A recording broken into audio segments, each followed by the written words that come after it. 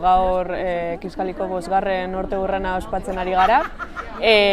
Goizean egon gara Marienean mainguru baten. Mainguru horretan hainbat gai desberdin jorratu ditugu. Adibidez, zelan talde feministak zelako eragina duten herrietan, protokoloetan, jai inguruan, eta nola bizi dugun talde feminista kide bat izan da.